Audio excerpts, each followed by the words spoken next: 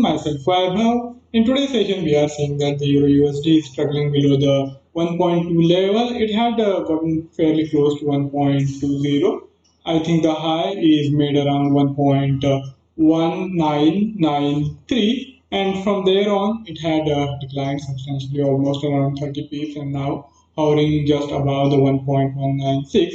And in next couple of sessions also, I think we are more likely to see the consolidation in this range, where on the higher side the gains might be capped around 1.20, and unless and until we have any fresh breakout on the higher side, it will be an opportunity for us to look for scalping opportunities where we can look for the buy as well as sell trades, keeping some key levels in mind. So in today's session of market movers, we will see how we can go about these trades. If we consider the data docket for the day, we got final inflation rate number for the three major economies in the euro area, including the Germany, Italy, and France. And as expected, all these three countries are experiencing growth, that is rise in inflation. Of course, these figures are still well below 2% mark, which is also the ECB's inflation target. So we don't really have to worry about the inflation overshooting the target just yet. But the growth is there, and this is happening after I think many years. Last time around, it was in late 2017 where we had some possibility of inflation getting past 2%, and now as stimulus measures are in place in various economies, we are expecting again the inflation to rise about 2% in coming months. But I don't really think it will be sustainable, or it will overshoot the target in a worrisome way. We will have most of the time this inflation pretty much in check, and in if we don't really see the continuation of these fiscal measures, the economic measures being taken by both the government as well as central bank in place for prolonged time, we can pretty much expect the normalcy to revert back. Now, if we look at the data docket for the US, we have plenty of data points coming in.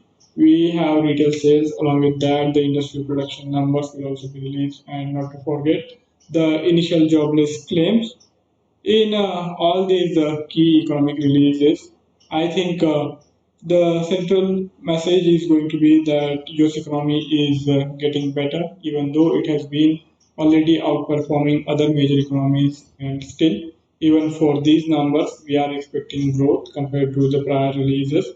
And this time around, the initial jobless claims are also expected to be below the 700,000 mark, and after last 2 3 weeks of above 700,000, if this happens, if the figures do come in below 700,000 mark, then that will cement the belief that jobs are being created in the US economy, as more and more vaccinations are happening, and economic restrictions are being lifted.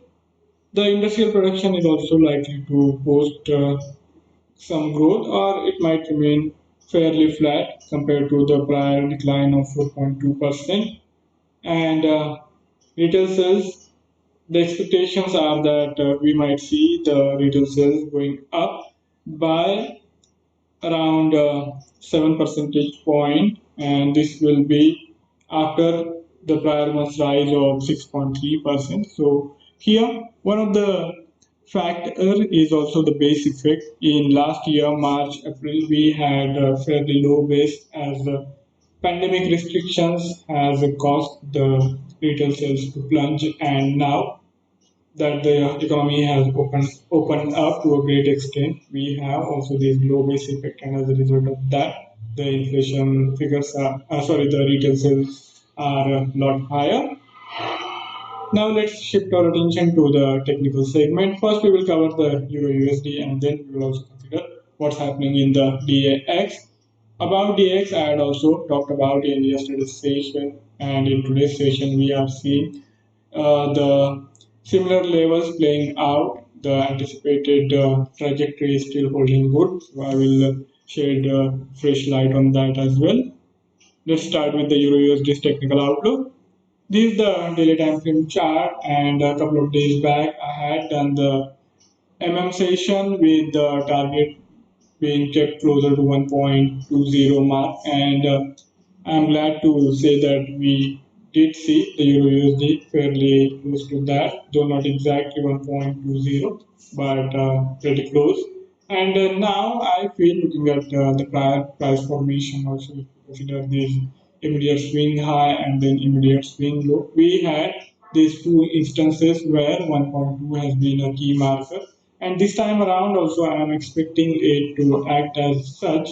We are not really likely to see a fresh breakout in one go, and if we consider the prior move, this rally started close to 1.17 and it had gotten closer all the way to 1.20. So that's almost 300 pips move. And if some consolidation takes place after the extended rally, it shouldn't really be surprising.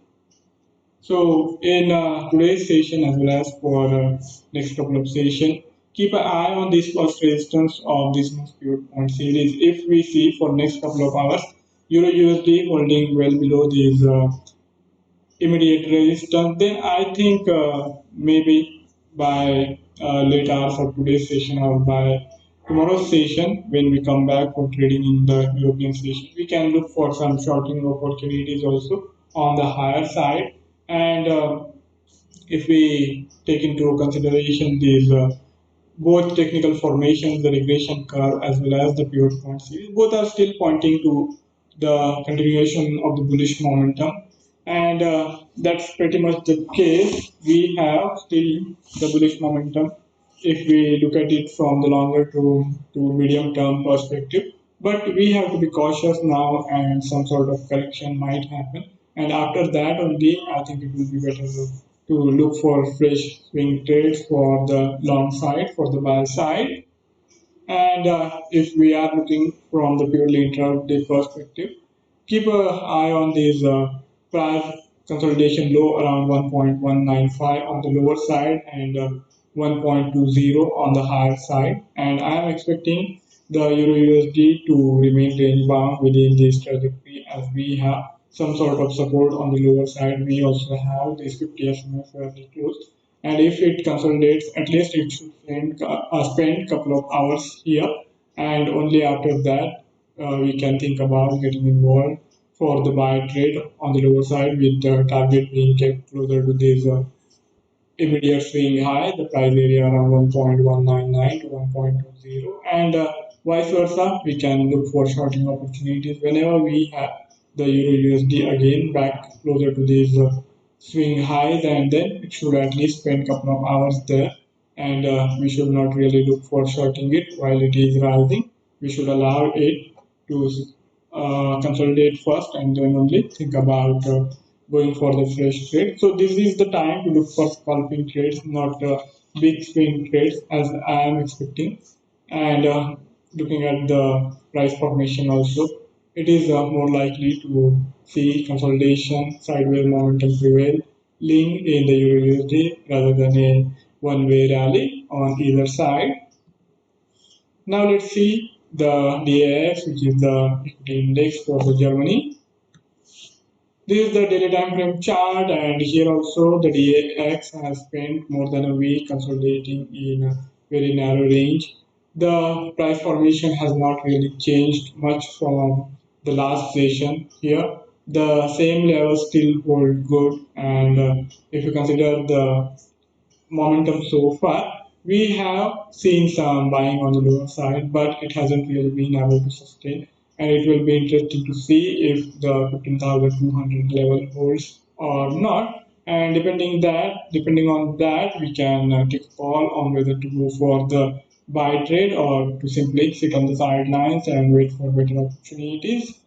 So if we have to trade in today's session, we will have to keep in mind these two formations where we have these resistance on the higher side closer to 15,400 mark, And along with that, we also have this now flattening of regression curve as the price action has gone on sideways, and because of lack of momentum, even the regression curve is finding it difficult to hold its prior upward inclination. So I think this consolidation is likely to give way for a fresh breakout, either on the higher side or on the lower side, sooner than later, as we have already spent considerable amount of time seeing the DAX in this narrow range, and it is only a matter of time before we get a sustained breakout on the yield side. And for that, we will have to keep in mind some immediate swing low and swing high levels. In prior session, I had talked about going in for the buy trade anywhere in the price band of 15,200. And if you had gone in for that trade, you might have seen a good amount of profit earlier in the day. But then some of those gains might have even evaporated as we are again seeing reversal from the higher side, and DX has now gotten closer to the 15,230 mark.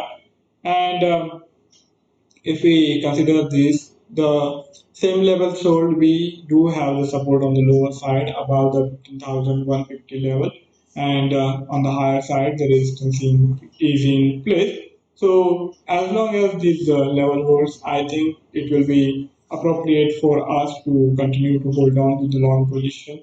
And even if we see some correction in the latter hours of today's session, we can again think about adding the fresh long positions while keeping the stop loss just little below this yesterday's swing low. So the stop loss I think can be now kept closer to 15,170 level, and that should be good enough. So we don't really have to keep a wide stop loss. And on the higher side, as I had also said in the prior session, we can expect the further retest towards 15,300 or even beyond that.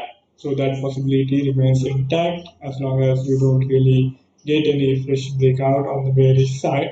And if we do get a breakout on the bearish side, then the picture is going to change, and then we will also have to change our price trajectory. Instead of looking for the buy trade, we will have to start looking for the short sale trade while using these immediate high as the possible stop loss in case of a sustained breakout below this prior swing low, yesterday's swing low, and also this SMA formation will change from bullish to bearish, and along with that, we will have more reasons to believe in further decline of the DAX towards 15,000 mark in coming days. So, in today's session, we have this key level which is not far away from the current price trajectory, and it is likely to decide the price momentum of the DAX for next couple of sessions. So that's it from my side for today's session. If you have any query or any addition, you can write to me in the feedback section, and I would be more than happy to take the discussion forward. Before I sign off, I would also like to remind of the risk associated with trading in financial instrument, and one should be careful while using the information provided. Thank you all for joining in. Have a fabulous day ahead. See you next time. Till then, goodbye.